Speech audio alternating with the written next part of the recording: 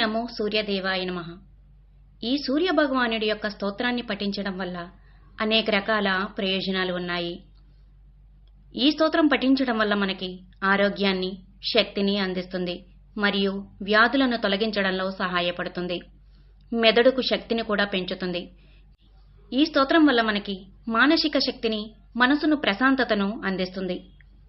ఈ సూర్య స్తోత్రం వల్ల శత్రువుల నుండి రక్షణ కల్పిస్తుంది. మనకు ధైర్యం మరియు ధర్మాన్ని కూడా అందిస్తుంది. మనసును కూడా శుద్ధి చేస్తుంది.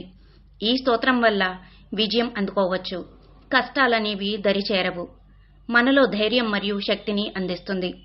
జీవితంలో వెలుగులు నింపి శాంతిని కూడా ఇస్తుంది. మీరు ఏ కార్యం తలపెట్టినా సూర్య అనుగ్రహం తప్పకుండా కలుగుతుంది. అస్య శ్రీ ఆదిత్య కవచ స్తోత్ర మహామంత్రస్య అగస్త్యో భగవాన్ ఋషిః అనుష్ఠుప్ ఛందః ఆదిత్యో దేవతా శ్రీం బీజం నీం శక్తిః సోంకీలకం మమాదిత్య ప్రసాద సిద్ధ్యర్థే జపే వినియోగః ధ్యానం జపాకుసుమ సంకాశం ద్విభుజం పద్మహస్తకం సింధూరాంబరమాల్యం చ రక్తగంధానులేపనం మాణిక్యరత్నఖచితా సర్వాభరణభూషితం సప్తస్వరదవాహం తు మేరుం చైవ ప్రదక్షిణం దేవాసురవరేర్వంద్యం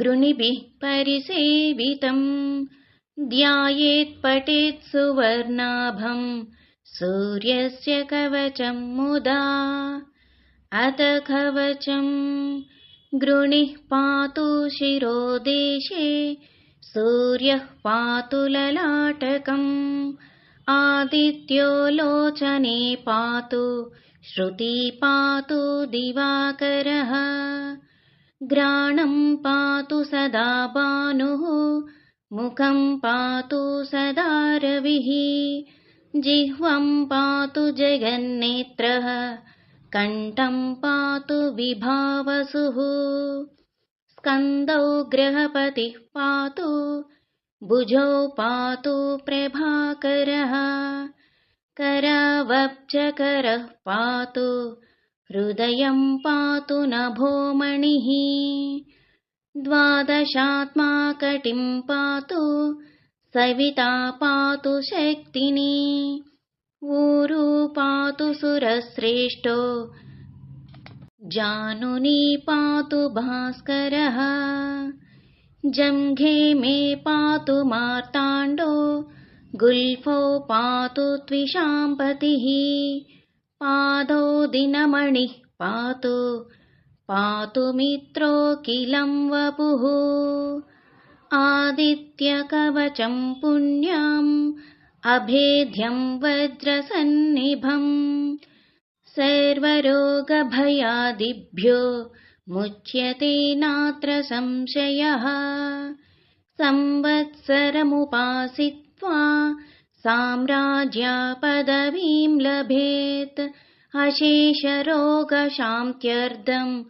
ध्यायेदादित्यमण्डलम् आदित्यमण्डलस्तुतिः अनेकरत्नसंयुक्तं स्वर्णमाणिक्यभूषणं कल्पवृक्षासमाकीर्णं कदम्बकुसुमप्रियम् सिन्दूरवर्णाय सुमण्डलाय सुवर्णरत्नाभरणाय तुभ्यं पद्माधिनेत्रे च सुपङ्कजाय ब्रह्मेन्द्रनारायण शङ्कराय संरक्तचूर्णं ससुवर्णतोयं सुकुङ्कुमाभं सुकुशं सुपुष्पं प्रदत्तमादाय च हेमपात्रे प्रशस्तनादं भगवन् प्रसीद